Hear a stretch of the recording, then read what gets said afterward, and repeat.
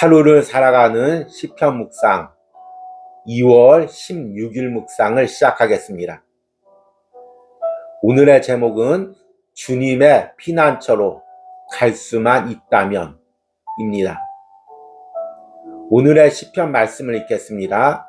오늘은 시편 31편 세 번째 묵상 날입니다. 시편 31편 13절에서 18절입니다. 내가 무리의 비방을 들었으므로 사방이 두려움으로 감싸였나이다. 그들이 나를 치려고 함께 의논할 때 내 생명을 빼앗기로 꾀하였나이다. 여호와여, 그러하여도 나는 주께 의지하고 말하기를 주는 내 하나님이시라 하였나이다.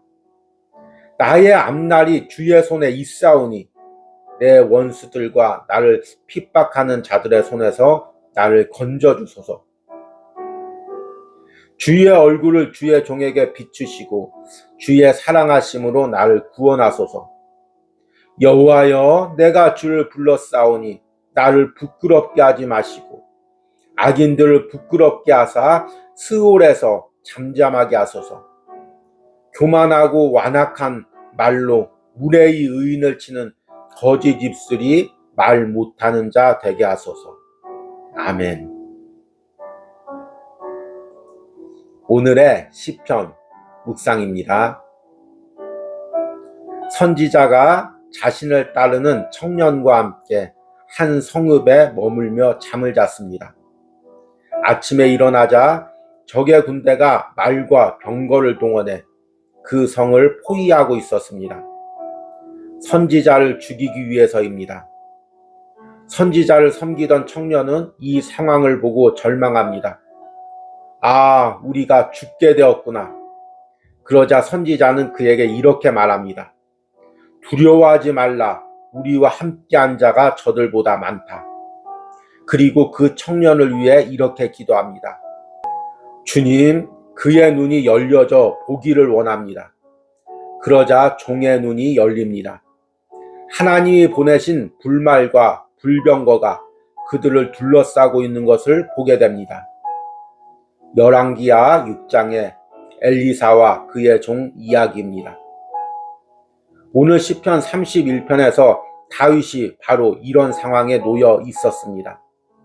지금 다윗은 대적들로 인해 사방이 두려움으로 감싸였다고 고백합니다. 이런 상황 속에서도 다윗은 믿음으로 선포합니다. 그러하여도 나는 주께 의지하고 말하기를 주는 나의 하나님이시라. 그리고 놀라운 고백을 합니다.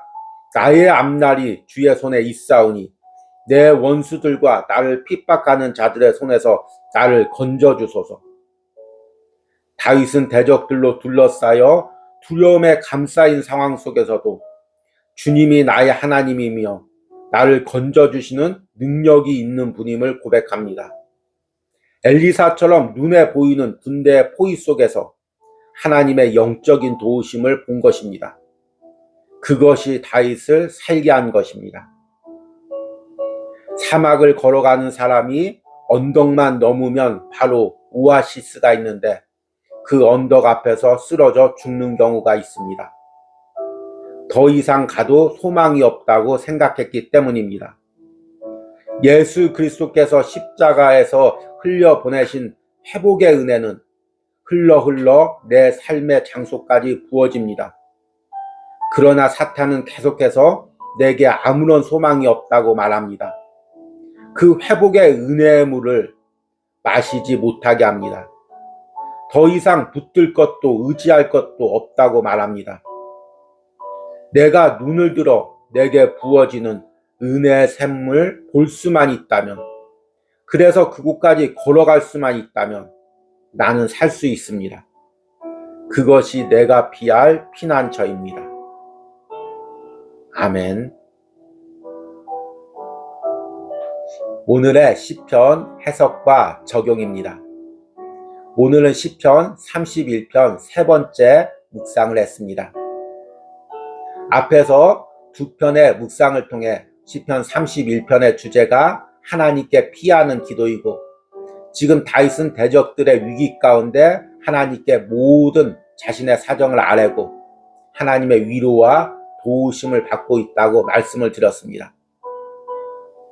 어제 말씀에서 우리가 우리의 사정을 하나님께 아뢰 수만 있다면 우리는 어떤 상황도 견뎌낼 수 있다고 말씀을 드렸습니다.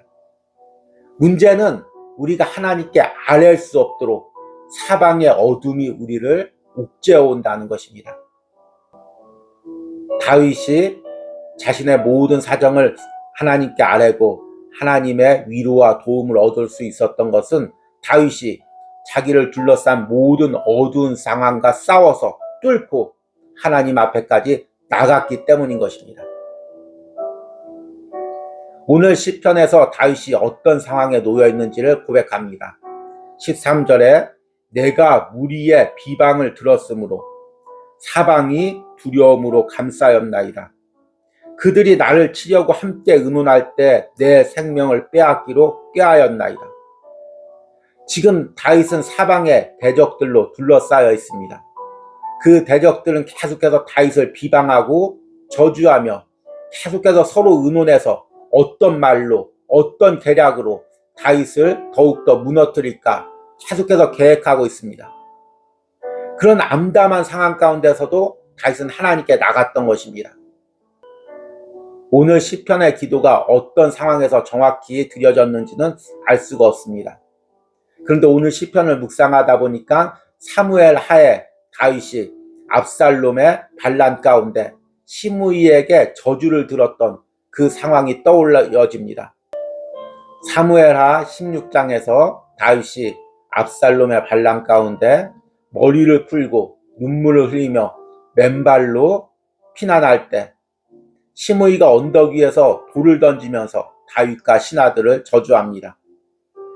사무엘하 16장 7절과 8절 말씀을 보니까 시므이가 저주하는 가운데 이와 같이 말하니라. 피를 흘린 자여 사악한 자여 가거라 가거라. 사울의 족속의 모든 피를 여호와께서 내게로 돌리셨도다. 그를 이어서 내가 왕이 되었으나 여호와께서 나라를 내 아들 압살롬의 손에 넘기셨도다. 보라 너는 피를 흘린 자이므로 화를 자초하였느니라 하는지라. 내가 다윗의 상황이고 또 이런 이야기를 들었다면 얼마나 절망했겠습니까? 지금 오늘은 시므이의 말씀만 읽었지만 다윗은 일평생 살면서 대적들의 이런 비난과 저주를 들었을 것입니다. 사람을 죽이는 것이 단순히 칼이나 창에 있지 않습니다. 많은 것을 가지고 성공을 이룬 연예인들도 인터넷 댓글에 자신을 비난하는 글들을 보고 극단적인 선택을 하기도 합니다. 말이 사람을 죽이는 것입니다. 다윗은 그런 대적들의 말 가운데 소망을 잃어버릴 수가 있었습니다. 그러나 다윗은 그 어둠을 뚫고 하나님께 나갔습니다. 그러나 다윗은 그 어둠을 뚫고 자신의 피난처인 하나님 앞에까지 나갔습니다. 오늘 14절에 다윗이 이렇게 고백합니다. 여호와여 그러하여도 나는 주께 의지하고 말하기를 주는 내 하나님이시라 하였나이다. 참 오늘 이 고백이 너무나 깊이가 있습니다. 14절에 그러하여도 이 말이 어떤 의미일까요? 히브리어 원문에는 그러하여도가 문장의 맨 앞에 나와 있습니다. 앞에 모든 상황을 다 받는 것입니다. 대적들이 뭐라고 할지라도 상황이 어떻게 암담할지라도 그러하여도 그런 상황에서도 다윗은 나는 주께 의지하고 말하기를 주는 내 하나님이시라. 주는 내 하나님이시라. 상황이 어떠할지라도 사람들이 뭐라고 말할지라도 주님이 나의 하나님이시라는 것입니다. 주님이 이 세상을 창조하셨고 주님이 이 세상을 다스렸고 주님께서 내 인생을 손아귀에 잡고 계시고 내 앞길을 인도하신다는 것입니다. 그러기에 나는 소망을 가질 수 있다는 것입니다. 그러기에 주님 앞에 나갈 수가 있다는 것입니다. 그리고 15절엔 더 놀라운 고백을 합니다. 나의 앞날이 주의 손에 있사오니 내 원수들과 나를 핍박하는 자들의 손에서 나를 건져주소서. 여기서 나의 앞날이라는 것은 나의 앞길, 나의 미래, 내 인생길이 주님의 손에 있다는 것입니다. 대적들이 어떤 술수를 부릴지라도, 나를 어떻게 함정에 몰아넣을지라도 내 인생은 그들의 손에 있는 것이 아니라 주님의 손에 있다는 것입니다. 예전 성경에는 이 본문이 내 시대가 주의 손에 있사오니 이렇게 번역되어 있습니다. 원문상으로는 나의 앞날이라는 말이 더 직역이지만 영적인 의미로는 내 시대라는 의미가 더 뜻깊다고 생각합니다. 지금 내가 살고 있는 시대, 내가 살고 있는 장소, 내 주변의 모든 사람들까지 포함해서 다 주님의 손에 있다는 것입니다. 그러기에 어두운 상황 가운데서도, 소망을 잃어버릴 수밖에 없는 상황에서도 주님 앞에 나가서 주님께 내 모든 사정을 아뢰 수가 있었던 것입니다. 그리고 다윗은 하나님의 손에 의해 자신의 대적들이 잠잠해질 것을 기도합니다. 17절과 18절에 여호와여 내가 주를 불렀사오니 나를 부끄럽게 하지 마시고 악인들을 부끄럽게 하사 스올에서 잠잠하게 하소서.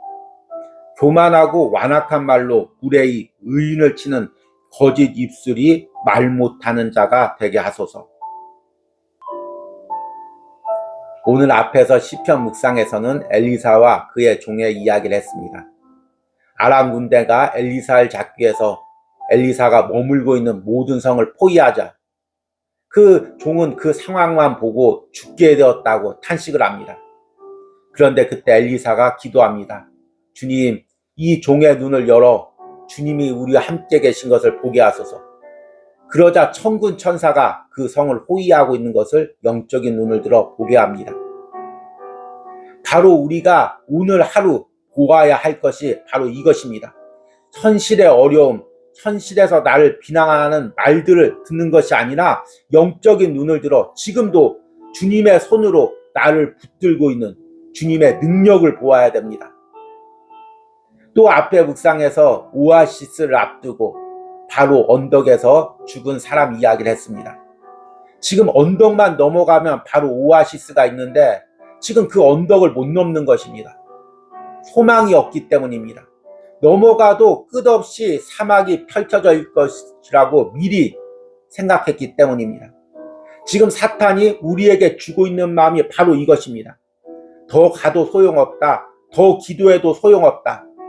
그런데 우리가 그것을 뚫고 이 언덕만 넘으면 주님의 피난처에 도달할 수가 있습니다. 어떻게 거기까지 가야 됩니까? 주님께 기도하는 방법밖에 없습니다.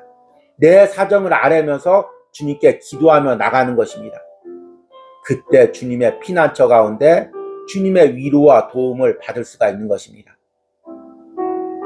오늘 하루를 살아가는 시편 묵상을 하는 여러분들이 포기하지 말고 낙심하지 말고 주님의 피난처까지 기도로 도달하는 은혜가 있기를 소망합니다. 오늘의 기도문 드리기입니다. 지금 내가 주님께 기도로 나갈 때 나를 낙심케 하는 상황과 사람들은 무엇입니까? 이런 상황들을 고백하며 그러할지라도 주는 내 하나님이라고 고백하는 기도를 드리시기 바랍니다. 우리 기도하겠습니다. 여호와여, 그러하여도 나는 주께 의지하고 말하기를 주는 내 하나님이시라 하였나이다. 나의 앞날이, 내 시대가 주의 손에 있습니다. 주님, 오늘 이 다윗의 고백이 내 고백이 되게 하여 주시옵소서. 어떤 어둠이 나를 둘러싸고 있을지라도, 어떤 사람들의 비난이 나에게 닥칠지라도, 어떤 절망과 낙담이 나를 누를지라도, 주님, 그러할지라도 주는 나의 하나님입니다. 내 인생이, 나의 앞날이 저 사람들 손에 있는 것이 아니라, 이 상황 속에 있는 것이 아니라 주님 손에 있음을 고백합니다. 오늘 하루를 살아가는 시편 묵상을 하는 모든 심령들이 이 말씀을 붙들고 기도로 주님의 피난처까지 도달할 수 있는 은혜를 허락하여 주시옵소서. 그리고 그곳에서 주는 주님의 참된 위로와 도움을 받게 하여 주시옵소서. 예수님의 이름으로 기도했습니다. 아멘.